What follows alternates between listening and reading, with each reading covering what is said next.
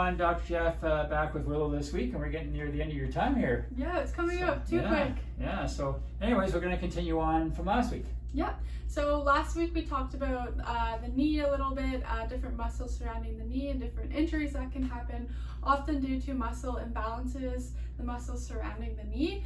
So this is the part 2, and this week we'll talk about some strengthening and different exercises to help balance the muscles surrounding the knee to help prevent future injuries.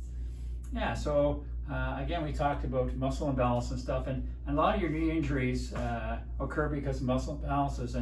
And the one thing that can happen to prevent ACL tears is they've looked at a ratio between your hamstring strength and your quad strength.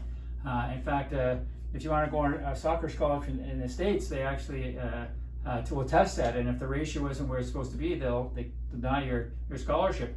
But your hamstrings should be at least 6% strength of your quads. So a lot of people, their hamstrings are too weak. Ideally, you want them to be the same strength. You want the quads and the hamstrings the same strength, but the bare minimum is 60%. You want the hamstrings to be at least 6% as strong as the quads. So one way you can test the strength of your quads and your hamstrings just by going to the gym. So first you could do a knee extension, so testing the quads. Just look at your maximal strength for this, and then you can do a prone hamstring curl and test the maximum strength of the hamstrings, and then from there you can compare. Yeah, so minimum 6%. Ideally, you want them to be the same strength, same as your vastus medialis and vastus lateralis. So the hamstrings and the quads are going to keep the knee, going up and down this way. The vastus medialis or the vastus lateralis are going to be the ones that move the kneecap sideways.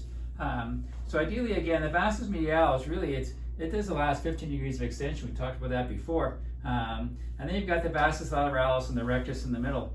And ideally, you want them to be the same strength. That will keep your kneecap running through the groove. But unfortunately, a lot of exercises don't give the last 15 degrees of extension, so the vastus medialis can kind of get forgotten about, and then that will happen. The vastus lateralis will get too tight or too strong, and then the kneecap will start to shift a little bit, and that's when you run into issues behind your kneecap. So chondromalacia patella, patellofemoral syndrome, even dislocated kneecaps will happen because that vastus lateralis just gets way too strong compared to the vastus medialis. Mm-hmm. So the best way to test this is just in the office. Is we have Willow here, and I mentioned the vastus medialis is only the last 15 degrees of extension. So we'll go to the last 15 degrees. I'm just going to push down on her here, and I'm going to kind of gauge how strong that is. And now I'm going to go down, and again I'm going to now get the vastus lateralis. So now push again, and I'm going to measure that, and I'll just kind of gauge what the resistance is to give me an idea of a comparison between the two.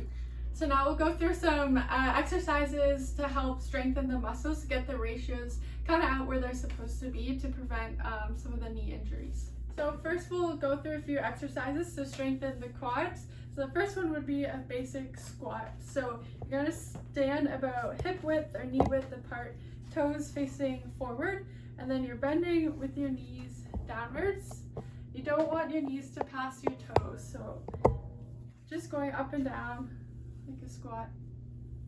This from the side, demonstrate too. So my feet are going to be knee width apart, and then I'm going to squat with using my legs, using my quads, and then back up. Keeping my knees above my toes so they're not going in front of me like this, because that could cause some injuries in the knees.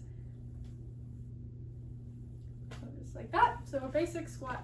And then to really work on the VMO muscle, so right in here, like we were just talking about, you can do almost like a plie. So you're going to do a 15-degree squat, and your toes are going to be pointing slightly outwards like this. And I'm only squatting about 15 degrees downwards like this to really work that VMO muscle in here. Again, from the side.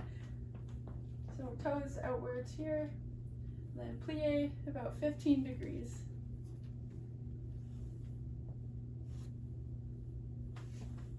And then next we'll do a lunge. So lunges will also work your quads.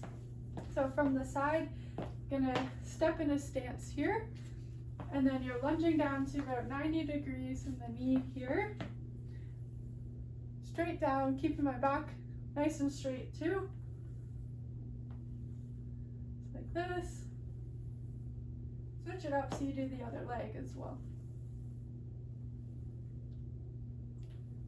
And again, keeping the knee above the toe, so you don't want to be leaning too far forward.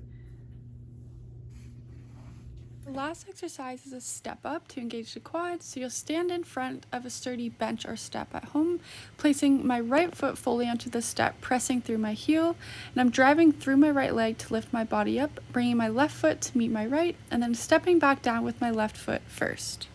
Now we'll go through a few exercises to strengthen the hamstrings. So the first one, what you can do is grab a towel or a blanket or pillowcase, something that will slide underneath your feet on the ground. And you're curling your legs upwards like this, and then slowly back down. So another way you can do the towel slide exercise is using a yoga ball or a Swiss ball. Same idea, you'll be laying on a flat surface, and you're curling your legs upwards like this, and then back down on the yoga ball.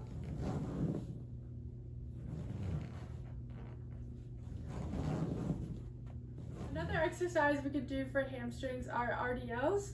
They're called Romanian deadlifts. So you can use a light weight like this, and you're gonna stand about knee width or hip width apart. And the idea here is that you're hinging using your hips. So you're bending at your hips to really activate the hamstrings at the back. And important here that you don't want to be bending forward with your back, so you'll strain the back. So you're really just hinging with the hips. Another exercise to strengthen the hamstrings would be a prone or laying down hamstring curls. So there's machines in the gym that you can do this, but if you're at home, you can use a TheraBand and attach it to a pole or something, or have someone hold it for resistance. And you're curling your leg upwards, just like this, and then slowly back down.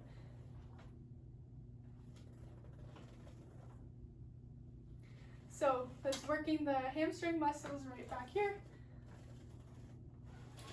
So with those exercises, you could do about 2 sets of 10 reps or 3 sets of 10 reps a few times throughout the week. And if you're finding some of them too easy, you can add weight. So add some weight to the squats or the lunges. So you can play around to see what's best for you. You can always go online as well. There's lots of different exercises you can do to do your hamstrings and quads. But again, the whole idea is you want to get that ratio, ideally 1-to-1 for the hamstrings and the quads, 1-to-1 for the vastus medialis and vastus lateralis. But especially with the hamstrings and the quads and everything, we want 60% is really the minimum you've got to be to try and prevent knee injuries. So you really got to work on getting the balance properly. So I hope you enjoyed today's video. I hope you got something out of it, and you can hopefully do some stuff to try and prevent knee injuries. But if you do hurt your knee, you can always come in. We can certainly look at it and help you with the problem. But as here, if you like our video, share with your friends, give us a like, subscribe to us. And as always, here at Goes to Wellness, We've got your back.